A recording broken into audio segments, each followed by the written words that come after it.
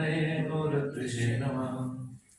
जय श्री कृष्ण चैतन्य प्रभु नित्यानंद, श्री अद्वैत गदाधर शिवासादि गौर भक्तवृंद। हरे कृष्ण कृष्ण कृष्ण हरे हरे, हरे राम राम राम हरे हरे। यं प्रव्रजन्तम् अनुपेतम् उपेतकृत्यं द्वैपायन विरहकातराजुहाव। पुत्रेति तन्मयतया तरवोऽभिनेदो तं सर्वभूतहृदयेषु मनिमानतोऽस्मि। नारायणं नमस्कृत्यं नरं चैव नरोत्तमं, देवीं सरस्वतीं व्यासं ततो जयमुदीरये। वेदे रामायणश्चैव पुराणे भारते तथा आदौ चन्ते च मध्ये च हरिः सर्वत्र गीयते। मूकं करोति वाचालं पङ्गुं लङ्घयति गिरिं, यत्कृपास्तमहं वन्दे श्रीगुरुदिनतारिणे परमानन्दमाधव। ॐ नमो भगवते वासुदेवाय। ॐ नमो भगवते वासुदेवाय। ॐ नमो भगवते वासुदेवाय।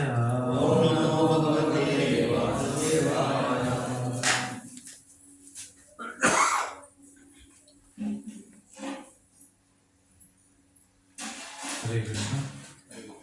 श्रीमद् भागवतम में से हम चर्चा कर रहे हैं, सुन रहे हैं।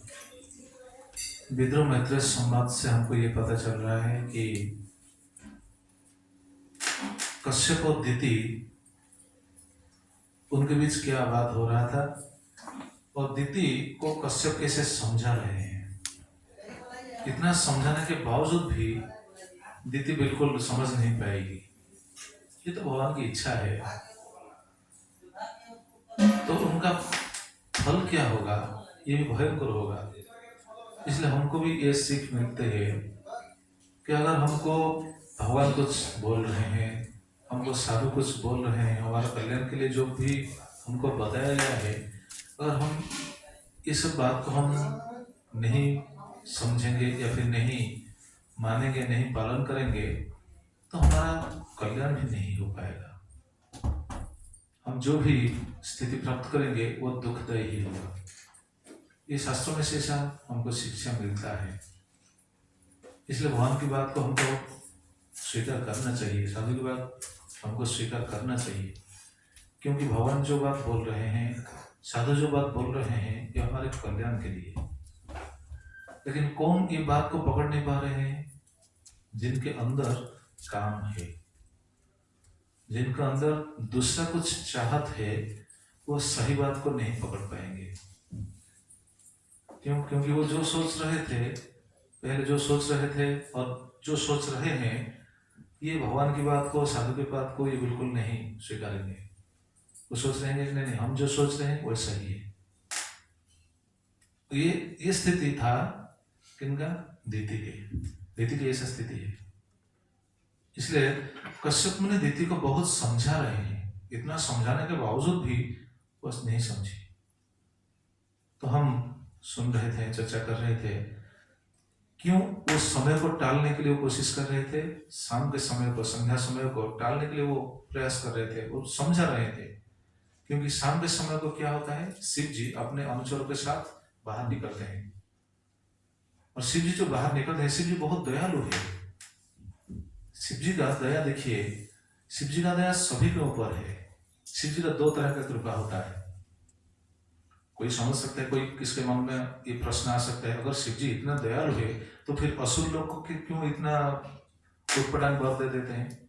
जैसे भस्मासुर को वर दिए थे, क्या वर दिए थे? वो जिसके सर पर हाथ रखेगा वो भस्म हो जाएगा। तो ऐसा वर देना ये क्या सही है? ये क्या दयालु का परिचय है?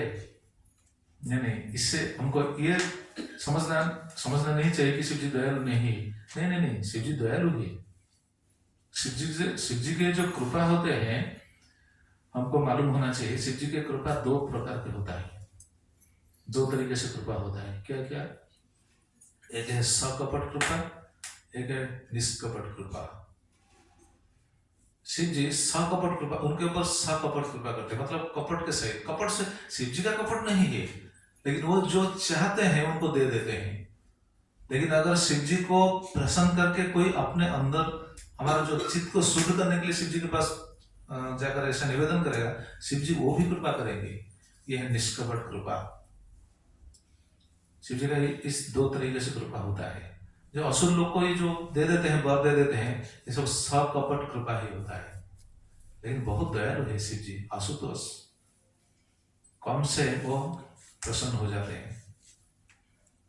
लेकिन वो उनका जो शाम का समय है, उस समय वो निकलते हैं अपने गणों के सहित, भूतों के सहित निकलते हैं। और देखिए भूतों के प्रति भी उनका कितना कृपा है। भूतों को भी वो दया करते हैं। हम थोड़ी भूतों को दया करेंगे? भूतों को देखने से हमको तो भय लगेगा। हम कैसे उनसे हमको छुटकारा मिलेगा, हम ये कोशिश में अपने आप को लगा देंगे। लेकिन शिव जी भूतों को भी दया करते हैं। कैसे दया करते हैं? हम उस दिन सुन रहे थे, शायद परसों हम सुन रहे थे ना, शिव जी कैसे दया करते हैं भूतों को? भूतों को ऐसे दया करते हैं जैसे भूत भी कैसे शरीर प्राप्त कर सकें, वैसा दया करते हैं शिव जी। हम ऐसे सोचते हैं भूत को कैसे शरीर मिले, क्या हमारा ऐसा सोच हो सकता है? हम ऐसा नहीं सोच सकते हैं। भूत को देखकर तो हम भय से दौड़कर चले जाएं, लेकिन हम ये नहीं सोचेंगे कि भूतों का कैसा कल्याण हो। लेकिन शिव जी उनका भी कल्याण सोचते हैं, इसलिए उनको भी कैसे शरीर मिल सकता है, इसलिए वो सोच रहे हैं।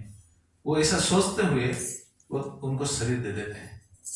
कैसे शरीर दे देते हैं? हम उस दिन सुन रहे थे, श्रील प्रभुपाद बता रहे हैं, जो शाम के समय जो सहवास करते हैं उनके गर्भ में शिव जी वो भूत को छोड़ देते हैं, जाओ तुम शरीर प्राप्त कर लो।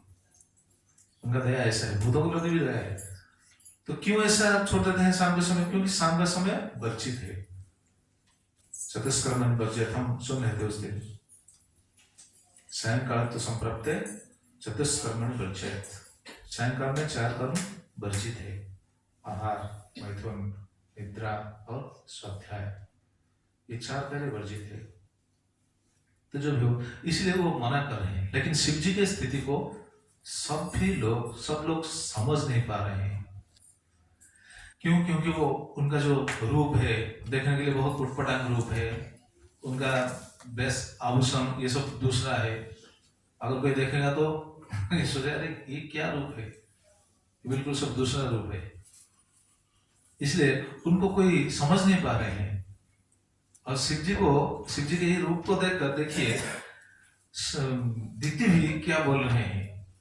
श्रीपाद श्रीधर स्वामी बता रहे हैं, ननो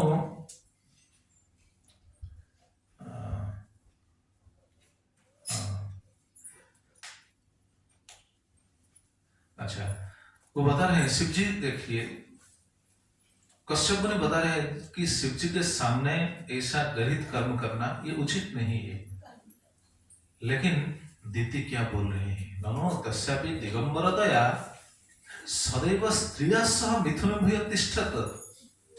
तो दिगंबर है, उनके पास कुछ भी नहीं है, दिगंबर है, बस पहनने के लिए भी कुछ भी नहीं है। हम उस दिन चर्चा कर रहे थे, पेड़ के बलकल को लेकर पहनते हैं या फिर बाघ के छाल को लेकर पहनते हैं, इसलिए कहा जाता है दिगंबर।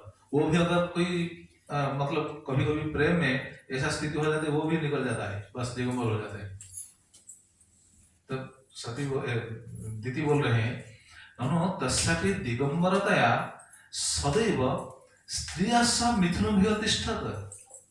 लेकिन सभी समय अपनी स्त्री के सहित तो रहते हैं ना। हम तो शायद आप देखे होंगे ना, शिव जी अपने पत्नी के सहित जिधर देखिए अपनी पत्नी के सहित ही देखते हैं। नीति ऐसा बोल रही है, ऐसा बोलना वर्जित ऐसा गलत है, लेकिन वो बोल रही है सदैव स्त्रिया सह मिथुन भूय तिष्ठत, सदैव अपनी स्त्री के सहित रहते हैं। और सीता भस्म अस्थि भूषण से सर्वं सच्चरितम अहम जाना। उनके चरित्र को मुझे क्या मालूम नहीं है, दीदी ऐसा बोल रही है, मुझे क्या मालूम नहीं, ये वो चिता भस्म अस्थि ये सब लगाते हैं लेकिन सदैव स्त्री के पास ही रहते हैं। मतलब कहने का तात्पर्य शिव जी का भी तो दोष है ना, उनका सोच ऐसा है। शिव जी तो हर समय अपनी पत्नी के साथ रहते, और सायंकाल में अगर ये मैं निवेदन कर रहा हूं आपसे, तो क्या शिव जी क्यों क्रोधित होंगे? कहने का तात्पर्य ये। तो उनके चरित्र मुझे मालूम है। दीदी ऐसा बोले, ऐसा बोलना ठीक नहीं है, सही नहीं है, लेकिन वो ऐसा क्यों बोल रहे हैं? क्योंकि उनके अंदर काम है। जब अंतर में काम आ जाता है ना, तो किसी के प्रति भी उनका महत् दृष्टि नहीं आएगा। अंदर में अगर किसी का काम ज्यादा हो जाता है तो महत् अवज्ञा करेंगे ही करेंगे, ये महत् दृष्टि आएगा नहीं, महत् विचार आएगा नहीं किसी शब्द के प्रति। भगवान की बात को आजकल लोग ठुकरा रहे हैं, क्यों ठुकरा रहे हैं? अंदर काम है ना, जिसके अंदर काम है वो तो भगवान की बात को बिल्कुल ठुकरा रहे हैं, भूल जाते हैं,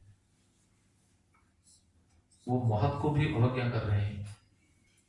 और देखिए ऐसा जब बोल रही है, कश्यप जी क्या बोल रहे हैं? हे कुमनीषिणी दीते, हे कुमनीषिणी, हे कुदृष्टि संपन्ना दीते, मतस्सका सा तब चरितस्य तब तक सुनो, मेरे से उनके चरित्र के बारे में सुनो। शिव जी कैसे हैं? शिव जी को ऐसा समझना है बिल्कुल गलत है, इसलिए शिव जी के चरित्र के बारे में वो बताएंगे, कश्यप बताएंगे। देखिए उनका चरित्र कैसा है। जस्यानवद्या चरितं मनीषिणो गृणन्त्य विद्या पटलं विभश्चव निरस्त सम्यातिशयोऽपि जत्स्वयं पिशाचचर्यम् अचरद्गति सदा। जस्य अनवद्य चरितम, उनका चरित्र कैसा है? शिव जी का चरित्र कैसा है? अनवद्य चरित्र। अनवद्य चरित्र श्रीपद सिद्धू सिंह बताते हैं, विषय शक्ति शून्य आचरितम, उनका कोई भी विषय आसक्ति नहीं है।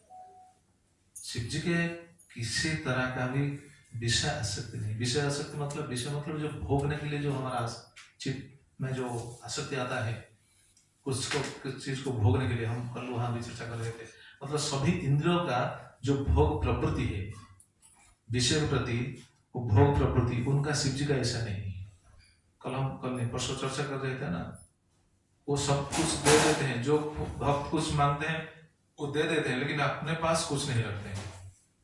उनका विषय आसक्ति नहीं है। अपने पास इतना क्या बोलते हैं, इतना सुंदर स्त्री है, लेकिन उनके प्रति इतना आसक्त नहीं है वो। ये शिव जी का चरित्र है, उनका कोई भी दोष नहीं, इसलिए कहा गया है जस्य अनवद्य चरितम। श्रीपद सिद्धू स्वामी ऐसा बताते हैं, और विश्वनाथ चक्रवर्ती ठाकुर बताते हैं जस्य अनवद्य अनिंद्यम एव चरितम, उनके चरित्र अनिंद्यम एव, अनिंद्यम, उनको निंदा नहीं किया जा सकता, क्योंकि शिव जी के चरित्र इतना पवित्र है। शिव, शिव शब्द का अर्थ क्या मालूम है? शिव, शिव शब्द का अर्थ क्या है? संस्कृत में अगर देखा जाए, शिव शब्द का अर्थ है मंगलमय। शिव मतलब मंगलमय, तो उनका नाम ही मंगल है। उनका चरित्र ऐसा है। जस्य अनवद्य अनिंद्यमेव चरितम तत् सर्वं मनीषिण एवं आदरण गृह्णन्ति, इसलिए सभी मनीषिण मतलब जितने भी मनीषी, मननशील ऋषि मुनि, वो सब आदर में उनके चरित्र को गृह्णन्ति मतलब उनको ग्रहण करते हैं, उनको स्वीकार करते हैं, उनको सम्मान देते हैं। सभी साधु लोग शिव जी को सम्मान देते हैं, और जो शिव जी को ऐसे स्थिति में देखते हैं, सम्मान देते हैं, उनका फल क्या होता है? कश्यप मुनि बता रहे हैं, सर्वं मनीषिण एवं आदरण गुणंती, इधर श्लोक में बताया गया है ना, गुणंती अविद्या पटलं विभिश्चव निरस्त सम्यातिशयोऽपि जत्स्वयं पिशाचचर्यम् अचरत् गतिः सदम्। ये श्लोक का ऐसे विच्छेद करते हुए हमारे आचार्य लोग ऐसे बताते हैं, सर्वं मनीषिण एवं आदरण गुणंती ते संसार मुक्ता भवन्ति इत्यर्थः। जो शिव जी के चरित्र को वैसे आदर से ग्रहण करते हैं, ये सब संसार सागर से तर जाते हैं। क्यों तर जाते हैं? शिव जी को आदर करने से तर जाएंगे? हाँ, तर जाएंगे। क्यों? शिव जी महान पुरुष है, शिव जी परम वैष्णव है, जो महत्व को स्वीकार करेगा, महत्व की कृपा से संसार सागर से उतर। लेकिन लोग शिव जी को महत्व की दृष्टि से नहीं देखते हैं। ठीक है, वो समक्ष है, सर्व समर्थ ऐसा समझकर उनके पास जाते हैं, कुछ मांगते हैं, लेकिन संसार सागर से कैसे तर जाए, कैसे पार हो जाए, इसके लिए तो शिव जी के पास कोई निवेदन नहीं रहता है ना। जो सब जाते हैं शिव जी के पास कुछ मांगने के लिए जाते हैं। परसों हम ये चर्चा कर रहे थे ना, जो भी जाते हैं कुछ मांगने के लिए। तो सावन के महीना जब आता है, बस लेकर जल उनके ऊपर जल में उनको अभिषेक करके कुछ मांगते हैं, हमें ये दीजिए, वो दीजिए, वो दीजिए, बस शिव जी दे देते हैं। लेकिन शिव जी की कृपा से अगर शिव जी प्रसन्न हो जाएंगे तो कृपा से संसार सागर से मुक्ति मिल सकता है। क्यों? क्योंकि शिव जी परम वैष्णव है ना, वो भगवान की भक्ति कैसी करनी चाहिए वो रास्ता भी दिखा देंगे। बहुत वैष्णव का ऐसा स्थिति है जिन्होंने शिव जी की कृपा से आज वैष्णव हुए, परम वैष्णव हुए। संसार मुक्ता भवन्ति इत्यर्थ। कैसे? अविद्या पटल, ये बताया गया है ना, अविद्या पटल विभिश्चव, मतलब उनका अविद्या, उनके अज्ञानता दूर हो जाए। अज्ञान का एक पटल मतलब जो आवरण, आवरण बोलते हैं ना, हिंदी में क्या होगा? आवरण। अज्ञान का जो आवरण होता है, ये अज्ञान का आवरण दूर हो सकता है शिव जी की कृपा से। शिव जी कृपा करते हैं, इसलिए शिव जी की स्थिति कैसा है? बहुत उन्नत स्थिति है। निरस्त इति भगवता सह ऐक्यात्, वो भगवत्ता मतलब भगवान के साथ उनका स्थिति बिल्कुल साम्य है, बिल्कुल साम्य भाव है। वो भगवान नहीं है। शिव जी को आप जरा बताइए, शिव जी को हम क्या बोलेंगे? भगवान बोलेंगे या देवता बोलेंगे, महादेव बोलेंगे, वैष्णव बोलेंगे, क्या बोलेंगे? जरा बताइए। भगवान बोलेंगे। और क्या बोलेंगे? अच्छा, भगवान क्यों बोलेंगे? भगवान कैसे? अगर कोई पूछ लेगा आपसे शिव जी कैसे भगवान है, अच्छा भक्त लोग क्या बोलेंगे शिव जी को? क्यों परम वैष्णव क्यों बोलेंगे? भगवान के भक्त निरंतर भगवान के नाम जाप करते रहते। अच्छा, निरंतर भगवान के नाम जप करते रहते हैं, इसलिए परम वैष्णव। और भगवान नहीं है, अफसोस में पड़ जाएंगे सब। अरे पहले मना किए, फिर बाद में बात फिर पूछ रहे भगवान नहीं। शिव जी का स्थिति ऐसा है, भगवान की स्थिति जैसा उनका ऐसा ही स्थिति है, लेकिन हम उनको भगवान भी नहीं कह सकते हैं। जैसे शिव जी को भी एक अवतार के क्या बोलते हैं, अवतार के हिसाब से उनको भी गणन किया जाता है। शिव जी एक अवतार भी है। कौन सा अवतार है? रुद्र अवतार तो है, लेकिन अवतार का जो लिस्ट है वो लिस्ट में से शिव जी भी आते हैं। कैसे अवतार है शिव जी? हाँ, शिव जी है गुणावतार। अवतार 6 प्रकार का होता है, ये जो मालूम होना चाहिए भक्तों को। 6 अवतार, 6 प्रकार का अवतार होते हैं।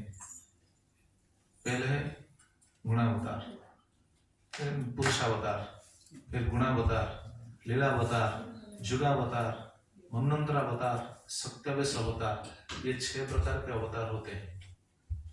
जगत में भगवान आते हैं ना, जगत को भगवान बार बार आते हैं, ये सब अवतार लेकर आते हैं। कौन सा अवतार मतलब कौन सा अवतार के रूप में आते हैं ये पता नहीं हमको, लेकिन शास्त्रों में ऐसा बताया गया है 6 प्रकार के अवतार होते हैं।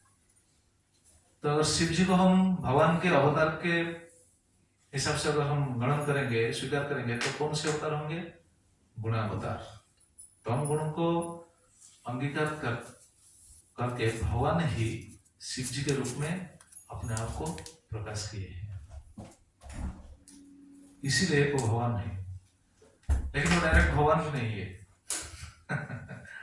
ब्रह्म संहिता में ये बात बताया गया है, मालूम है? ये श्लोक है ब्रह्म संहिता में, एक श्लोक है, हिरं यथा अधिविकार विशेष योगा। किसको मालूम है श्लोक? संजयते नय तथा पृथगस्ति है। तो ये श्लोक देखिएगा, मैं बस रेफरेंस दे दिया, आप देखेंगे तो पता चलेगा शिव जी का स्थिति कैसा है। यहाँ कहने का तात्पर्य है जद्वा निरस्त साम्य न साम्य गुणवत्ते न अतिशय जस्मात् सा, मतलब वैष्णव का ऐसा स्थिति है। और शिव जी का सभी के प्रति साम्य दृष्टि है। शिव जी के लिए कोई शत्रु कोई मित्र ऐसा नहीं है। ऐसा दृष्टि किसका है? भगवान का है। भगवान का जैसा दृष्टि है शिव जी का भी वैसा ही दृष्टि है। शिव जी के लिए कोई शत्रु, अगर शत्रु समझते होते तो हम बोल रहे थे ना जो भस्मासुर को वध दिए, अगर उनको शत्रु समझ लेंगे तो वध देंगे नहीं, उनका शत्रु समझ नहीं लिए थे, तो उनके दृष्टि में ऐसा कोई शत्रु मित्र ऐसा कुछ नहीं, सम दृष्टि। इसलिए बताया गया है साम्य भाव। और ये देखिए ये भगवत दृष्टि है, ये वैष्णव दृष्टि है। मतलब उनके पूजक के प्रति जैसा दृष्टि, घातक प्रति भी वैसा दृष्टि। शिव जी के लिए ये सब सम दृष्टि है। जैसे लीला भी है, शिव जी के एक भक्त थे, भक्त नहीं, वो शिव जी के पास जाते थे वर मांगने के लिए। वो एक गौड़ हिंदी में क्या बोलते हैं, गौड़ कुल जो जन्म हुए थे, गोपाल कुल में थे, वो जन्म लिया था। उनका नाम था बैज गौड़। वो रोज वो जाता था शिव जी के मंदिर को जाता था। उनका एक अभाव था, उनका कोई संतान नहीं था, इसलिए शिव जी के पास जाता था, रोज जाता था। पूजा करते हुए बहुत दिन बीत गया, लेकिन फिर भी कोई संतान नहीं हुआ। उनके मन में ऐसा क्रोध आया शिव जी के ऊपर। देखिए, लेकिन शिव जी का दृष्टि कैसा है, ये कहने का तात्पर्य है। उनका क्रोध आ गया शिव जी के ऊपर। वो क्या क्या मालूम है वो सोच लिया, अरे शिव जी का इतना पूजा करने के बावजूद मुझे कोई वर नहीं मिला, ठीक है, आज से मैं रोज जाकर शिव जी को एक पहाड़ देकर आऊंगा। अपनी लाठी है ना, जो गोपाल लोग लाठी पकड़ करके जो गाय चराते हैं, उनका लाठी लेकर रोज उस मंदिर में जाता था। जिस मंदिर में जाकर पूजा करता था उस मंदिर को रोज गया, जाकर एक लाठी में एक जोर से पहाड़ देकर फिर वापस आता था। ऐसा कोई कर सकता है? अगर रोज कोई आकर हमको ऐसा पीटेगा, हम उनके ऊपर प्रसन्न होंगे? कौन प्रसन्न होगा? आप उठाइए। अगर कोई रोज हमको ऐसा पीटेगा, प्रसन्न होंगे क्या माता जी? प्रसन्न होंगे? हमको अगर कोई कुछ कह देता है तो हम उनसे मुख फेर लेते हैं। हमारा स्थिति लेकिन शिव जी का देखिए, वैष्णव का स्थिति कैसा है? शिव जी तो परम वैष्णव है, शिव जी परम वैष्णव है, तो उनका स्थिति कैसा है? वो रोज जाकर एक पहाड़ देकर वापस आता था। ये उनका रोज का काम था। मतलब आज हम वहां चर्चा कर रहे थे, जैसे पद्मनाथ त्रिपाठी रोज जाते थे भगवान को दर्शन करने के लिए, जगन्नाथ जी को दर्शन करने के लिए जा रहे थे, रोज डेली जाते थे। इसी तरह ये बैज गौड़ ये रोज जाता था, शिव जी को एक एक पहाड़ देकर आता था। मतलब ये उनका व्रत था। देखिए कैसा व्रत है, जाकर शिव जी को पहाड़ करना। एक दिन जाकर नहाकर आ गया, आकर खाने के लिए बैठ गया। खाने के लिए बैठ गया, खाते समय ही, खाने से पहले ही उनको याद आ गया, अरे आज तो मैं शिव जी को पीटा नहीं। देखिए क्या सोच है, अरे आज मैं शिव जी को पीटा नहीं, कैसे भोजन करूंगा? नहीं, वो भोजन के स्थान से उठकर चला शिव जी के मंदिर पर। व्रत था ना, नहीं पीटूंगा तो कैसे भोजन लूंगा? कोई ऐसा करेगा? हम करेंगे कोई? तो वहां से गया और उनका लकड़ी लेकर गया शिव जी के मंदिर पर, जाकर जोर से बोला, मेरा आज गलती हो गया था, मैं भूल गया था, सही समय पर मुझे याद आ गया। ऐसा जाकर शिव जी के मंदिर में जाकर ऐसा पहाड़ करने लगा शिव जी के ऊपर। जब पहाड़ करने लगा उस समय शिव जी प्रकट हो गए। प्रकट होकर शिव जी उनको कृपा कर दी, बोले जो भी हो, लेकिन तुम एक व्रत जैसा पकड़ के रखा है, ये मुझे अच्छा लगा। हम ऐसा सोच सकते हैं? कौन सोच सकते हैं? जरा आप बताइए। नहीं, हम ऐसा सोच सकते हैं क्या? नहीं। हमको अगर कोई गाली देता है, हमको अगर कोई रोज पीटता है, किसी दिन अगर नहीं गाली देगा, किसी दिन अगर नहीं पीटेगा, हम सोचेंगे अरे आज वो क्यों नहीं आया, क्यों नहीं पीटा, क्यों नहीं गाली दिया, हम इसे सोच सकते हैं। लेकिन शिव जी देखिए कैसा, शिव जी का स्थिति कैसा है। वो वहां प्रकट हो गए, तुरंत प्रकट होकर उनको कृपा किए, बोले अरे तुम ये जो व्रत के रूप में ये जो स्वीकार कर दिया, इस समय तुम्हारे ऊपर बहुत प्रसन्न हूं, बोलो क्या चाहिए। देखिए जो जो पूजा में प्रसन्न नहीं हुए थे उनके ऊपर, अभी उनके ऐसे भाव से प्रसन्न हो गए। तो प्रसन्न होकर देखिए वहां उन्होंने उनको कृपा कर दिया। कैसे कृपा? निष्कपट कृपा। अगर प्रसन्न हो जाएंगे, सीधे प्रसन्न, महत कृपा, साधु अगर प्रसन्न हो जाएंगे तो क्या कहा जाएगा। सीधे प्रसन्न हो गए और उनका चित्त शुद्ध हो गया, उनके चित्त शुद्ध हो गया। शिव जी से वो मांगने लगे। क्या मांगने लगे मालूम है? बोले प्रभु जी आप मुझे बेटा दीजिए या नहीं, लेकिन आप तो मुझे कृपा कर दिए, एक काम कीजिए, मुझे सदैव मैं जैसे आपको याद कर सकूं, ऐसा कृपा कीजिए। और देखिए उनका चित्त शुद्ध हो गया था। तो बोला ठीक है, आपको जो आकर पूजा करेगा, नमन करेगा, जैसे मुझे भी याद करेगा, ऐसा कृपा कीजिए। तो उनका नाम क्या था? भूल गए सब? बैजनाथ। हाँ, उनका नाम था बैज गौड़। उनके नाम से उस शिव जी का नाम हो गया बैजनाथ। और धीरे धीरे ये सब अपभ्रंश होते हुए बैजनाथ से बैद्यनाथ हो गया। बैद्यनाथ एक नाम है ना, उस धाम का ये लीला है। तो देखिए शिव जी कितना दयालु है। कहने का तात्पर्य ये है, मतलब कि यहाँ जो विश्वनाथ चक्रवर्ती ठाकुर बता रहे हैं, जन्मा निरस्ता साम्य गुणवत्तेन अतिशय जस्मत् स, मतलब शिव जी का ऐसा दृष्टि है, साम्य भाव, वैष्णव का दृष्टि। लेकिन उनका कार्य कैसा है, दिखने के लिए कैसा है? दिखने के लिए सब उठपटा है। यहाँ बताया है निरस्त साम्यातिशयति जत् स्वयं पिशाचचर्यम अचरत गति शताम। लेकिन वो दिखते हैं कैसे? पिशाचवत, मतलब जो भूत प्रेत जैसा, वो भूतों के पति है। पिशाचवत नग्नादि रूपेण आचरण कृतवान तत् सदांगति गुरुसम मुमुक्षवापि एवं गुरुचु इति तत् सिद्ध्यर्थम कृतवान इत्यर्थ। ये ऐसे उनका विचित्र वेश है।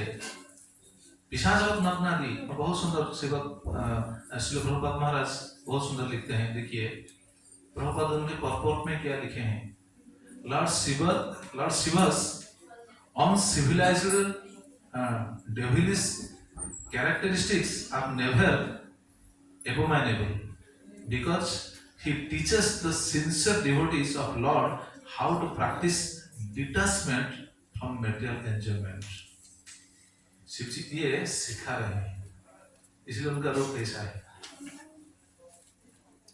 He teaches the sincere devotees of Lord, भगवान के जो सिंसियर डिवोटी, हिंदी में क्या होगा सिंसियर डिवोटी, मतलब जो अति तीव्रता से भक्ति में प्रगति करने के लिए प्रयास कर रहे हैं, ऐसे सिंसियर डिवोटियों को, भक्तों को वो शिक्षा दे रहे हैं। कैसे शिक्षा दे रहे हैं? How to practise detachment from material enjoyment. कैसे संसार के जो मटेरियल एंजॉयमेंट, भौतिक भौतिक भोग तृष्णा, इससे हमको कैसे डिटैच होना है, ये शिक्षा देने के लिए भगवान बता रहे हैं। इसलिए इस श्लोक में कश्यप ने ये बात बता रहे हैं, पिशाचवत नग्नादि रूपेण आचरण कृतवान तत् सदांगति गुरुहसन मुमुक्षवेव कुर्जु इति तत् शिक्षार्थम कृतवान इत्यर्थ। देखिए विश्वनाथ चक्रवर्ती ठाकुर अपने टीका में जो बात लिखे हैं, प्रभुपाद महाराज बिल्कुल इस टीका के अर्थ को यहाँ लिख दिए। इसलिए इनके चरित्र घृण्य नहीं है। शिव जी के चरित्र को हम घृणा, मतलब क्या बोलते हैं, घृणा हिंदी में क्या होगा? घृणा नहीं कर सकते हैं।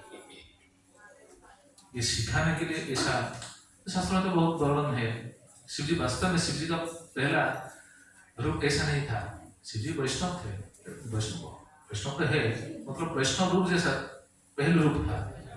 वैष्णव का रूप क्या है? जैसे तिलक लगाते हैं, कंठी माली पहनते हैं, ये शिव जी का रूप ऐसा था पहले। लेकिन ये रूप जो परशुराम रूप ही जो ले लिए, ये भगवान के कहने के बाद पद्म पुराण में ऐसा वर्णन है। एक दिन सती ने शिव जी से ऐसा जिज्ञासा की, तो जी आपका रूप इतना इतना उटपटांग रूप क्यों है? कि जैसे मस्तक के माला का पहनना, सांप को पकड़ के रखना, और ये जो पेड़ के वलकुल को पहनना, शरीर में बिल्कुल भस्म लगाना, ये तो सही नहीं दिख रहा है, ये क्यों, ऐसा क्यों रूप है? सती ने एक दिन शिव जी से ऐसा बात पूछ ली। उस समय शिव जी ने उनको बताया, देखो सती, ये बात आज तक मैंने किसी को नहीं बताया था, तुम पूछ रहे हो इसलिए मैं तुमको बता रहा हूँ, सुनो। पहले वो तो वैष्णव थे ना, लेकिन एक ऐसा स्थिति आ गया, सभी देवता जाकर भगवान से निवेदन किए, क्योंकि बहुत लोग ये वैष्णव का रूप लेकर बहुत उटपटांग काम करने लगे। कौन? जैसे असुर लोग, बहुत असुर भी वैष्णव का रूप लेकर भक्ति करने के बहाने में भक्ति भी करने के लिए तैयार हो गए थे, तो ऐसे वो सब उटपटांग काम करने लगे। तो देवता लोग जाकर भगवान से निवेदन किए, प्रभु आप कुछ कीजिए। असुर लोग ये बिल्कुल भक्त का रूप लेते हैं, लेकिन सब मतलब वैष्णव का रूप लेते हैं, लेकिन गलत काम सब करते हैं। भगवान सोचने लगे, अरे मैं कैसे मना करूं? अगर मैं तो बोल रहा हूं ना, भगवान तो खुद बताए हैं ना, सब कुछ छोड़ करके मेरे शरण आ जाओ, मेरे भक्त बनो, भगवान की बात बताए हैं। भगवान सोचने लगे, अरे मैं कैसे मना करूं? अगर कोई भक्ति कर रहा है तो मैं उनको मना करूं, उनके हाथ से माला छीन लूं? नहीं, भक्ति मत करो। तो भगवान सोच में पड़ गए, क्या किया जाए? ठीक है, एक काम करना चाहिए, मैं तो ये नहीं कर सकता, शिव जी को भेजना चाहिए, शिव जी ऐसे काम करेंगे। मतलब शिव जी जो काम कर रहे हैं, ये भगवान की इच्छा से काम कर रहे हैं। शिव जी को भेजें, बोले ठीक है आप जाइए। शिव जी बहुत भगवान के आदेश को सही तरीके से वो पालन करते हैं। शिव जी को भेजकर बोले देखो, जितना सब उटपटांग काम करते हैं, जितना सब आसुरी लोग हैं, उनको भ्रमित करो। मतलब वो भक्ति करने के बहाने में बहुत गलत काम करते हैं। आजकल भी देखा जाता है ना, भक्ति करने के बहाने में बहुत लोग भूल करते हैं, गलत काम करते हैं। तो उस समय असुर लोग ऐसे करते थे, इसलिए शिव जी आकर सभी को भ्रमित करती है।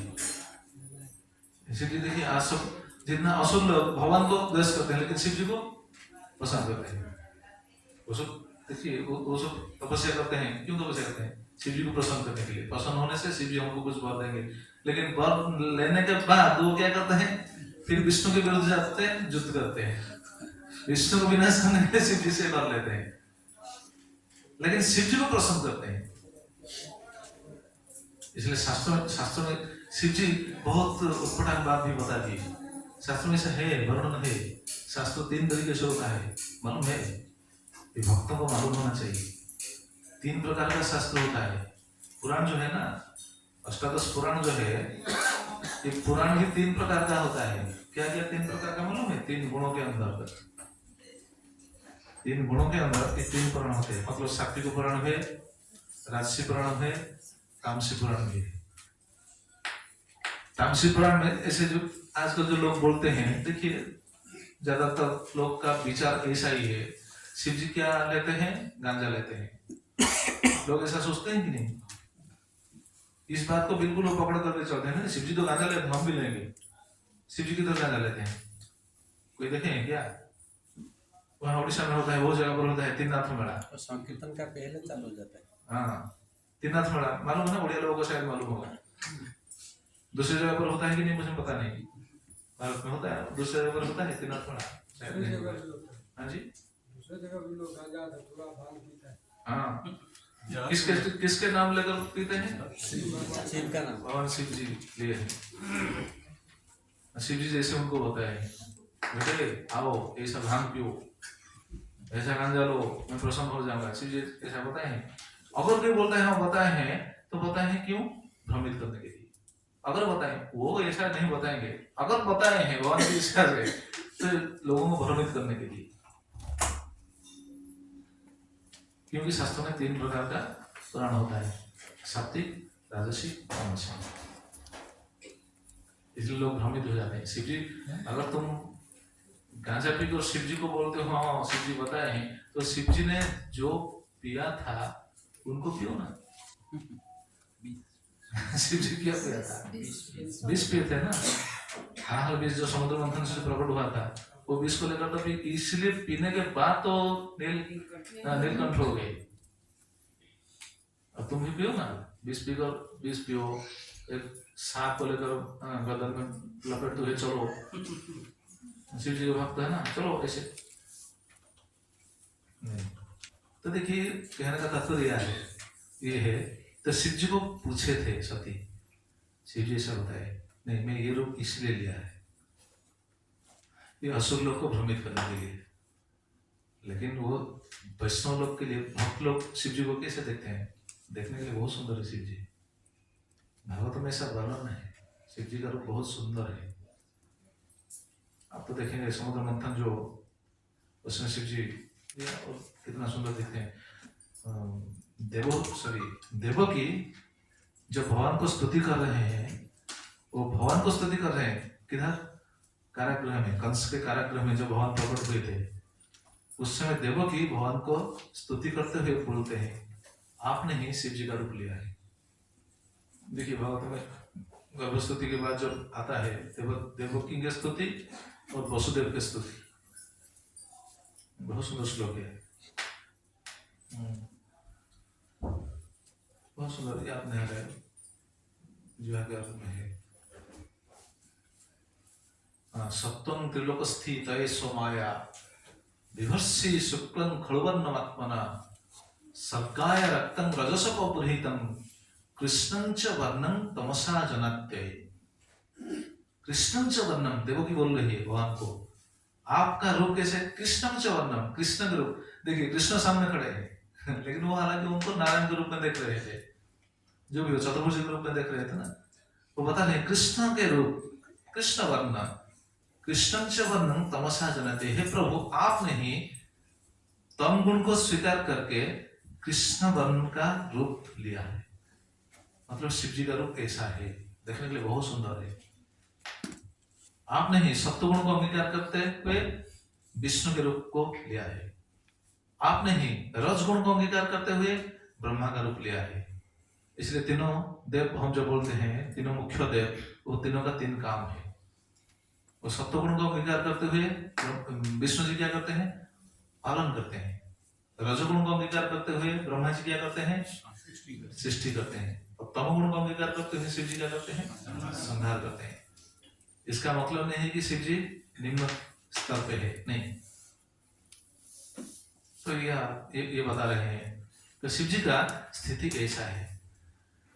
अच्छा, लेकिन सभी लोग उनके स्थिति को समझ नहीं पा रहे हैं, उनको देखकर हंसते हैं, उनको देखकर कमेंट करते हैं। कम मतलब क्या बोलते हैं? कटुक्ति, हिंदी में क्या होगा?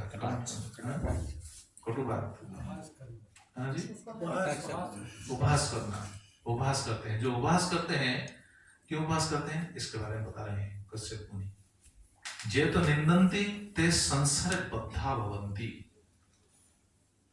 जो शिव जी को देखकर निंदा करते हैं, हंसते हैं और उपहास करते हैं, वे लोग संसार सागर में बंधन्ति, मतलब बद्धा भवति, उनको अपराध लगता है, इस संसार में वो बंधन में रहते हैं।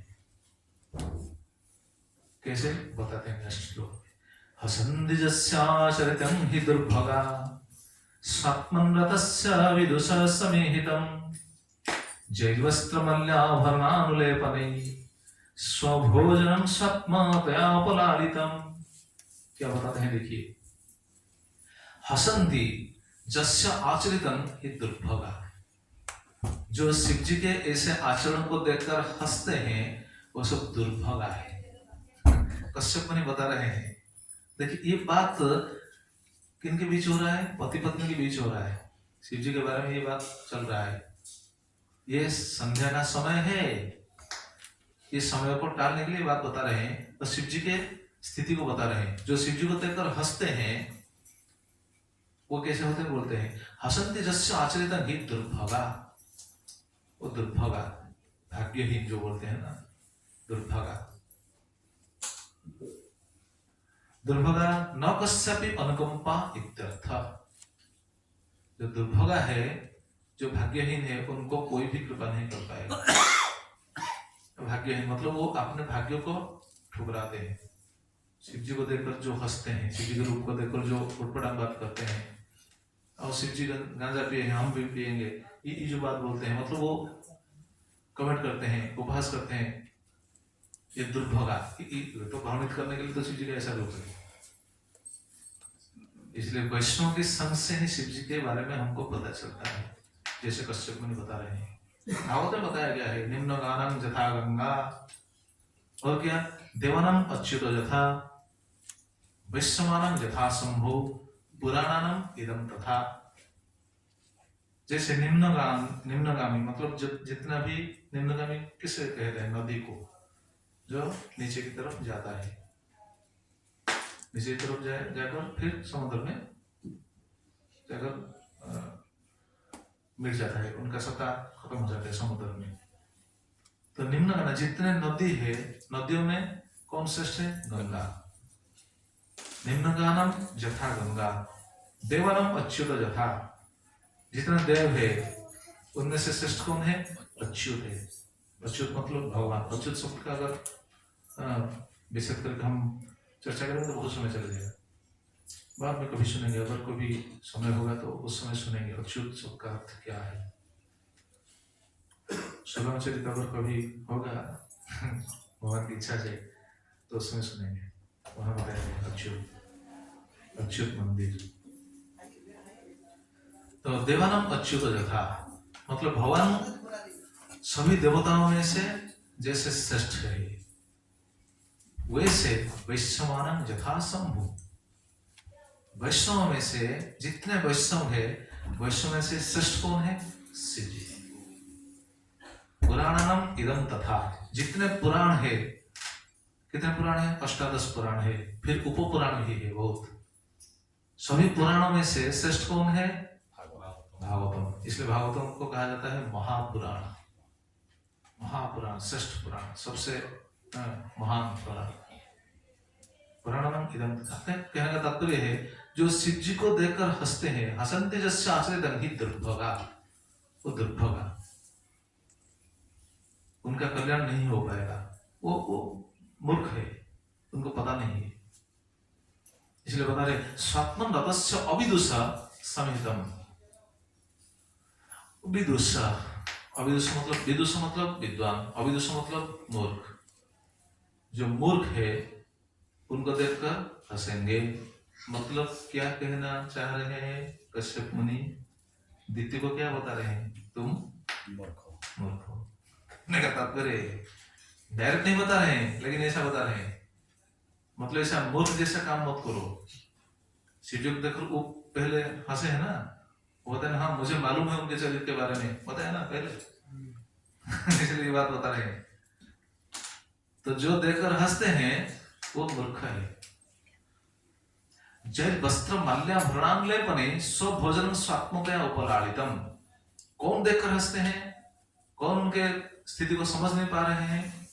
जो देह भरे मतलब देह को सर्वस्व मानते हैं। यहां बताया गया है जय वस्त्र माल्य आभरण अनुलेपने, जो अपने देह को सजाते हैं, वो शिव जी की स्थिति को नहीं समझ पाते हैं। अपने देह को, जो देह कैसा है? स्वभोजनम, स्व आत्मतया लालितम, स्वभोजनम। लेकिन कहने का तात्पर्य स्वभोजनम मतलब स्व मतलब कुत्ता सियार, इसका भोजन ही शरीर होगा, एक दिन होगा कि नहीं? जब आत्मा छोड़कर चले जाएगा इस शरीर को अगर बाहर कोई फेंक देगा, अगर दाह संस्कार नहीं होगा तो क्या होगा? कुत्ते आकर फिस्ट करेंगे हमारे शरीर को लेकर। ये मैं नहीं बता रहा हूँ, भक्ति विनोद ठाकुर भी अपने भजन में ऐसा बात बताते हैं। ये शरीर हमारा कुत्तों का फिस्ट होगा। कुत्तों समझेंगे बहुत अच्छा फिस्ट मिल गया हमको। शेर भी समझेंगे बहुत अच्छा फिस्ट होगा। तो इस शरीर को लेकर जो बहुत क्या बोलते हैं, सजाने के लिए प्रयास करते हैं। कैसे? वस्त्र, मल्य, आभरण, अनुलेपन। बहुत शरीर को सजाने के लिए बहुत सारा चीज यूज करते हैं। शरीर मतलब जो देहाध्यासी है, शास्त्र में वर्णन आता है, जो देहाध्यासी, देह को सर्वस्व मानते हैं। अब देह के भीतर मतलब देह में ही उनका सब कुछ चिंतन रहता है। इस देह को सुख करने के बाद हम सुखी हो जाएंगे, ऐसा जिनका सोच है, तो देहाध्यासी, वो शिव जी की स्थिति को नहीं जानते। शिव जी को देखिए, शिव जी को भगवान भी मानते हैं ना। आपको सभी को मालूम होगा, रामेश्वर नाम सुने हैं ना? कहाँ है? किधर? रामेश्वर किधर है ना? कन्याकुमारी के पास रामेश्वर। तो रामेश्वर जो है, अच्छा रामेश्वर क्यों, उनका नाम क्यों पड़ा रामेश्वर? देखिए, राम जी जाकर शिव जी को पूजा कर रहे हैं वहां, है कि नहीं? कौन से समय? सेतु बांधने से पहले। अच्छा, सेतु बांधने से पहले जो शिव जी को पूजा किए थे राम जी, क्यों पूजा किए थे? शिव जी तो भक्त हैं, हम सुने अभी, परम वैष्णव है। राम तो भगवान है कि नहीं? भगवान होते हुए भी वो शिव जी को पूजा की, इसलिए सभी लोग भ्रम में है। इसलिए सब लोग सोचते हैं शिव जी भगवान है, क्योंकि राम ने उनको पूजा किया है ना। उनका स्थिति तो हमने पहले चर्चा कर दी है। लेकिन वहां जो शिव जी को पूजा कर रहे थे, क्यों पूजा कर रहे थे? राम जी को पता नहीं है शिव जी का स्थिति क्या है, उनको पता है, लेकिन एक मर्यादा को स्थापन कर रहे हैं। राम जी एक मर्यादा को स्थापन कर रहे हैं। क्या मर्यादा? हाँ जी, उसका भक्त को मारने के लिए जा रहा हूँ। अच्छा, एक है। और दूसरा मर्यादा क्या है? भगवान उस समय भगवान मनुष्य होता है, इसलिए उन्होंने भगवान उस समय मानवीय लीला कर रहे हैं ना। वो किसी को बता रहे थे क्या मैं भगवान हूँ? नहीं। किसी को बताया नहीं? राम जी किसी को नहीं बताया। राम जी उस समय मानवीय लीला कर रहे हैं, इसलिए उनका सोच ऐसा है, अरे मैं तो साधारण मानव हूँ, इसलिए मेरा शक्ति नहीं है ये सेतु बंध को बांधना, ये समुद्र को लांग कर जाना, मेरा शक्ति नहीं है। तो वैष्णव की कृपा से ये शक्ति मुझको मिल सकता है, हमको मिल सकता है। इसीलिए शिव जी को जाकर पूजा की, इसलिए जो रामेश्वर को प्रकट किए हैं। लेकिन आप जरा सोचिए, शिव जी ये बात को सहन कर सकते हैं? राम जी उनको पूजा करेंगे, शिव जी सहन कर सकते हैं? बिल्कुल नहीं। लीला सुनिए क्या है उस समय हुआ, क्या उस समय हुआ था। जब ऐसा पूजा कर रहे थे, उसमें पूजा करने के बाद शिव जी को स्थापन किए, नाम दिया गया क्या है? रामेश्वर। तो जब सभी लोग ये रामेश्वर नाम से पुकारने लगे शिव जी को, शिव जी को असहन हुआ, सहन नहीं हुआ। रामेश्वर मतलब, रामेश्वर का अर्थ क्या है? राम के ईश्वर। ऐसे सभी लोग समझकर शिव जी को पूजा करने लगे उस समय। तो सभी लोग शिव जी के गुणगान करते रहे, रामेश्वर की जय हो, जय रामेश्वर की जय हो, रामस्य ईश्वर इति रामेश्वर। इस शास्त्र में ऐसा वर्णन है। तत्पुरुष समास, संस्कृत में ऐसा है, तत्पुरुष समास में वो ऐसा बोल रहे हैं, रामस्य ईश्वर जन स रामेश्वर। लेकिन ये बात शिव जी को बहुत असहन हो रहा था, शिव जी कुछ नहीं कर पा रहे थे उस समय। अच्छा, ये बात को भी ब्रह्मादि जितने भी ब्रह्मा के सहित जितने देव है, वो सब भी सहन नहीं कर पा रहे हैं, क्योंकि उनको पता है ना शिव जी की स्थिति क्या है। तो ब्रह्मा सभी देवों के साथ वहां प्रकट हो गए। प्रकट होकर बोले नहीं, आप सब जो बोल रहे हैं ये गलत है। ये रामस्य ईश्वर नहीं है। रामेश्वर का वो दूसरा अर्थ में उनको बताना पड़ा। दूसरा शास्त्र में ऐसा बताया गया है, कर्मधार समास, संस्कृत में ऐसा है, कर्मधार समास में ब्रह्मा आकर सभी देवताओं के सहित ये बात बता दिए, नहीं नहीं रामस्य ईश्वर नहीं, रामं च असो ईश्वर, मतलब राम भी ईश्वर है, असो ये भी ईश्वर है। ब्रह्मा और सभी देवता आकर ऐसा बताए, क्योंकि ब्रह्मा मालूम है। तो राम भी ईश्वर है और शिव जी भी ईश्वर है। ये बात सुनने के बाद शिव जी को और असहन हुआ। उसमें शिव जी वहां डायरेक्ट प्रकट हो गए। शिव जी डायरेक्ट प्रकट हो गए और प्रकट होकर बोले, वो बोले, वो जो बात बोले वो भी सही है। वो संस्कृत में है बहुब्रीहि समास। बहुब्रीहि समास में रामेश्वर को बता दिए शिव जी स्वयं, क्या बोले ना, राम जस्य ईश्वर स रामेश्वर, मतलब राम जिनके ईश्वर है इसलिए मेरा नाम रामेश्वर। तुम जो बात बोलोगे सब गलत है।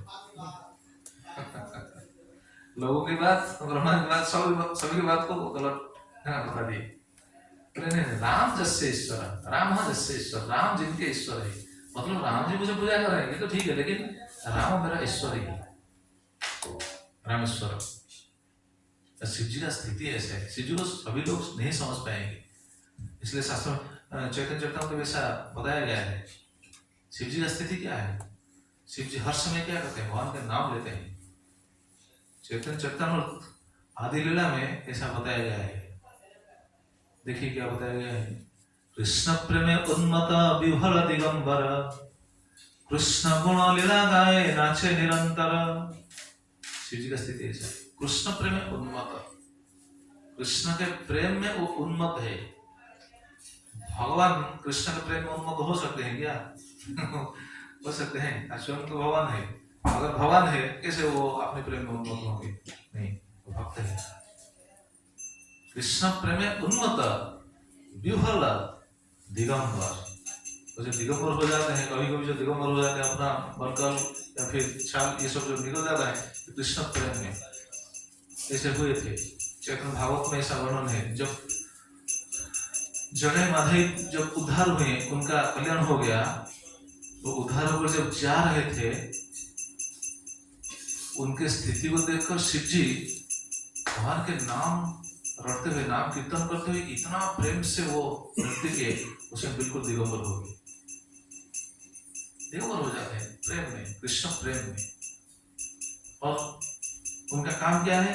कृष्ण गुण लीला गाए नाचे निरंतर। कृष्ण गुण, कृष्ण लीला ये गान करते हैं, रोज गान करते हैं निरंतर। भगवान का नाम वो रोज गाते हैं। परम वैष्णव है ना, तो हमको भी शिव जी से ये शिक्षा लेना चाहिए। क्या करना चाहिए? रोज क्या करना चाहिए? रोज भगवान के नाम लेना चाहिए। हरे कृष्ण हरे कृष्ण कृष्ण हरे हरे, हरे राम राम राम हरे। सही बात है, रोज नहीं, निरंतर लेना चाहिए, क्योंकि रोज तो हम लेते हैं। हाँ, रोज 16 माला के बाद बहुत अच्छा बात है। रोज तो लेते हैं, लेकिन निरंतर लेना चाहिए। शिव जी से हमको ये पता चलता है।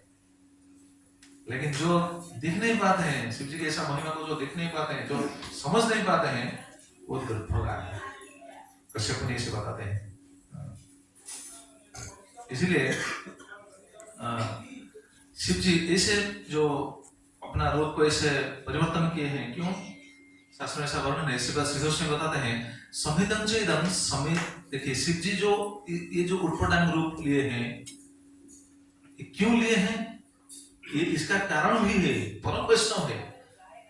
विश्वनाथ चक्रवर्ती ठाकुर उनके टीका में ये बात बताते हैं, बहुत सुंदर टीका बताए हैं। समीचीन गंध पुष्प वस्त्र आभरण आदि मत प्रभो भगवत एवं आरणी। ये सब जो है गंध पुष्प आभरण आभूषण वस्त्र जो भी हो, ये सब मेरे लिए नहीं, ये किसके लिए? मेरे प्रभु के लिए। शिव जी का मत प्रभो भगवत एवं आरणी इति तस्मै दत्तानि अतो न अहम उपभुंज इत्येव रूपम। ये सब मेरे प्रभु के लिए, इसलिए ये सब चीज को मैं नहीं भोग कर सकता। शिव जी का भाव ऐसा है, ये सब मेरे प्रभु के लिए है, इसलिए इति एवं रूपम, इसलिए इनका रूप ऐसा है। लेकिन जो दुर्भग है वो समझ नहीं पाते हैं। दुर्भग कौन है? स्वभोजनम सुनन भुज्यन शरीरम स्वप्नतया अयमेव आत्मा इति बुद्ध्या वस्त्रादि उपलालितम। ये कुत्ते भोग करने के लिए जो शरीर हमको मिला है, इस शरीर को जो बहुमान करते हैं, इस शरीर को जो लालन पालन करते हैं, इस शरीर को जो सजावट करते हैं, मतलब जो शरीरधर्मी है वो नहीं समझ पाएंगे। लेकिन शिव जी का स्थिति ऐसा है। और बताते हैं अहो अतत्य तस्य आचरण इत्याह। शिव जी इतना, उनका स्थिति इतना बड़ा है, उतना ऊपर है, अतत्य, ये तर्क में हम समझ नहीं पाएंगे। लेकिन शिव जी का स्थिति क्या है ये बताते हैं। ब्रह्मादयो जत्कृत सेतुपाला जत्कारणं विश्वमिदं च माया आज्ञाकरेजस्य पिशाचचर्या अहो विभुम्नश्चरितं विडम्बनम्। देखिए, ब्रह्मादि जिनके आज्ञा को पालन करते हैं, ये बात बता दी। कोई सोच सकता है ब्रह्मा जी शिव जी का आज्ञा को पालन करते हैं क्या? करते हैं। शिव जी, अच्छा, शिव जी कहाँ से प्रकट हुए हैं? कैसे? हाँ, मालूम है सब। तो ब्रह्मा जी के क्रोध से प्रकट हो गए। चतुसनक को जो शिव जी ब्रह्मा जी आदेश दिए थे ना, तुम संसार को विस्तार करो, प्रजा सृष्टि करो, लेकिन चतुसनक ये बात को स्वीकार नहीं किए, वो मना कर दिए। बोले नहीं, हम शादी नहीं करेंगे, संसार की झमेला में हम नहीं हम जाएंगे। ये नकारते हुए बिल्कुल मना कर दिए। उस समय ब्रह्मा जी का क्रोध आ गया, अरे मेरे बेटे हो तो मेरे बात नहीं मान रहे हो। ये क्रोध से जो प्रकट हुए वो है शिव जी। तो कहने का तात्पर्य है, अगर संबंध के दृष्टि से अगर देखा जाए तो शिव जी ब्रह्मा जी के क्या हुए? बेटे हुए ना। और शिव जी के आदेश को कैसे ब्रह्मा जी पालन करेंगे? लेकिन ये तो ये बता है, यहाँ ये बता रहे हैं ना, ब्रह्मादयो जत कृत सेतुपाला, ब्रह्मादि देव जिनके आदेश को पालन करते हैं, और जो विश्व के कारण है, जिनके माया अधीना, माया जिनके अधीन है, माया उनके अधीन है, पार्वती देवी उनके अधीन है। हम उस दिन भी चर्चा कर रहे थे। अच्छा, कहने का तात्पर्य है शिव जी का आदेश को ब्रह्मा जी कैसे पालन करते हैं? इसका समाधान भगवद गीता में है। कैसे? एक आचार्य, शुक्रदेव नाम के एक आचार्य है, उनका टीका है सिद्धांत प्रदीप। वो टीका में वो बता रहे हैं, नहीं, भगवान के विभूति है शिव जी, इसलिए भगवान की विभूति के रूप से उनका आदेश को सब स्वीकार करते हैं। इतना देव है, लेकिन शिव जी को देखिए, अथ को टीका में बता रहे हैं, अथ रुद्राणं संक्रस्तस्मि। 10वें अध्याय में था ना? 10वें अध्याय में विभूति योग में, अथ रुद्राणं संक्रस्तस्मि इति श्रीमुख वचनात् भगवान श्री कृष्ण ये बात बताए हैं। भगवत विभूति भूते श्री रुद्र भगवत दृष्टयन उच्यते। तो रुद्र को ऐसे भगवत के विभूति के रूप से हम भगवान जैसे ही उनको समझना चाहिए। तो इससे पता चलता है कि शिव जी के आदेश को भी वो पालन करते हैं। और बताते हैं, आज्ञाकारी जस्य पिशाच्च अहो विभिन्न शरीरं विडम्बनम्। उनके चरित्र बहुत विडम्बन है कि कोई भी आदमी, कोई भी आम आदमी जो शरीरधर्मी है, जो शरीर को बहुमानन करते हैं, शरीर के जो उनका सब कुछ काम चलता है, वो शिव जी के ऐसे स्थिति को नहीं समझ पाएंगे। ये बात बता दिए, लेकिन बताने के बाद भी दीदी नहीं समझ पाए। तो भगवान की इच्छा है, आज हम कथा को यहाँ पर विराम देते हैं, कल हम सुनेंगे कि भगवान की इच्छा है। इतने सब कुछ समझाने के बाद भी दीदी समझ नहीं पाई। और क्या हुआ? दीदी क्या, कैसे उनका काम था, दीदी क्या करी, हम और सुनेंगे, लेकिन हमको आज इतना ही हमको पता चलता है कि जो शास्त्रों का सिद्धांत है, अगर इस माध्यम से कोई भी माध्यम से हमको पता चलता है तो वो सिद्धांत को हमको पकड़ करके चलना चाहिए, क्योंकि शास्त्र में जो सब बताया गया है वो हमारे कल्याण के लिए बताया गया है कि नहीं? शास्त्र क्यों प्रणाम किया गया है? हमारे कल्याण के लिए। शास्त्र में जो कुछ है हमारा कल्याण के लिए। शास्त्र का सिद्धांत को हम अगर नहीं समझ पा रहे हैं, अगर नहीं हम स्वीकारेंगे तो कष्ट ही झेलना पड़ेगा। मैं नहीं बता रहा हूँ, कौन बता रहे हैं? भगवान नहीं बता रहे हैं। 16 अध्याय में जय शास्त्र विधिमुत्सृज्य वर्तते कामकारतः न स सिद्धिम अपनोति न सुखम न परम गतिम्। जो शास्त्रों के विधि को उल्लंघन करते हुए अपने मनमाफी काम करते हैं, न स सिद्धिम अपनोति, वो अपने कर्म में सिद्धि नहीं पाएंगे। वो जो स्तर पर है वो सिद्धि नहीं पाएंगे। न सुखम, उनको सुख भी नहीं मिलेगा, और न परम गति, परम गति भगवत प्राप्ति भी उनके लिए इतना आसान नहीं, वो नहीं पा सकेंगे भगवान को। इसलिए शास्त्र में जो वर्णन है, शास्त्र में जो हमको हमारे लिए जो आदेश है, जो आज्ञा है, ये जो भगवान जो दे रहे हैं, हमको स्वीकार करके चलना चाहिए। इससे हमारा कल्याण होगा। जो महात्मा लोग बताते हैं, जैसे प्रभुपाद आकर इधर हमको जो सब शिक्षा दिए हैं, हम कर नहीं पा रहे हैं ये दूसरी बात, लेकिन करने के लिए तो कोशिश करना चाहिए ना। कर नहीं पा रहे हैं, ठीक है, करने के लिए कोशिश करेंगे। Practice makes man perfect. अगर हम कोशिश कर रहे हैं तो भगवान की कृपा जरूर मिलेगा। भगवान भी चाहेंगे, अरे ये तो कोशिश कर रहा है, ठीक है, उनको कैसे हम रास्ते पर लाएंगे, ये भगवान सोचेंगे, है कि नहीं? लेकिन अगर हम बिल्कुल कोशिश नहीं करेंगे तो भगवान क्या करेंगे? वहां कुछ नहीं कर पाएंगे। भगवान तो बता दिए। इसलिए अर्जुन को सभी उपदेश देने के बाद अर्जुन को बता दिए, यथेच्छसि तथे कुरु, तुम्हारा जैसा इच्छा वैसा करो।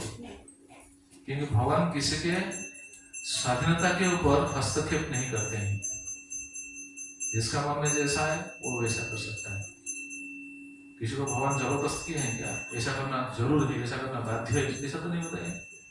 अगर तुम ऐसा करोगे तो ये सुफल प्राप्त होगा, भगवान ये बताए। लेकिन जो बुद्धिमान है, मतलब मनुष्य का कर्तव्य क्या है? भगवान के आदेश का पालन करना है। अगर पालन करेंगे तो हमारा कल्याण होगा, अगर नहीं पालन करेंगे तो क्या होगा? क्या होगा? कल्याण। और क्या होगा? भगवान बताए हैं। चैप्टर 18.58, 18 अध्याय का 58 श्लोक देखिए। मच्चिता सर्वदुर्गाणि मत् प्रसादात् तरिष्यसि अथ च त्वम् अहंकारात् न शोष्यसि विनश्यसि। अगर तुम अहंकार वशतः मेरे बात को नहीं सुनोगे तो विनश्यति, विनाश होगा। वहां ये भी बता दिया। लोग क्यों नहीं सुनते हैं भगवान की बात को? क्यों नहीं सुनते हैं? अहंकार बस।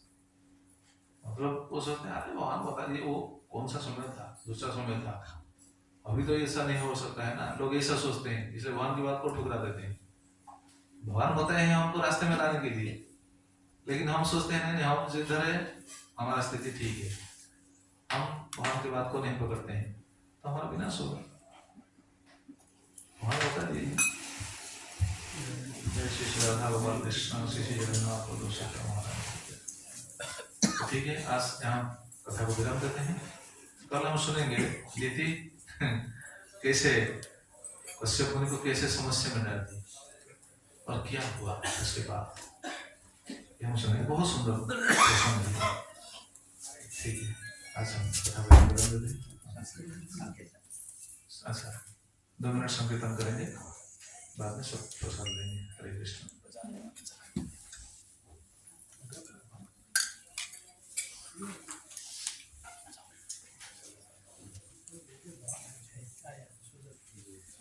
ठीक है, 2 मिनट नाम संकीर्तन करेंगे। सभी भक्त से निवेदन है, सभी भक्त प्रेम से नाम कीर्तन कीजिएगा।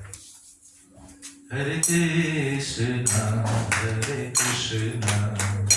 Krishna Krishna, Hare Hare, Hare Rama, Hare Rama, Rama Rama, Hare Hare, Hare Krishna, Hare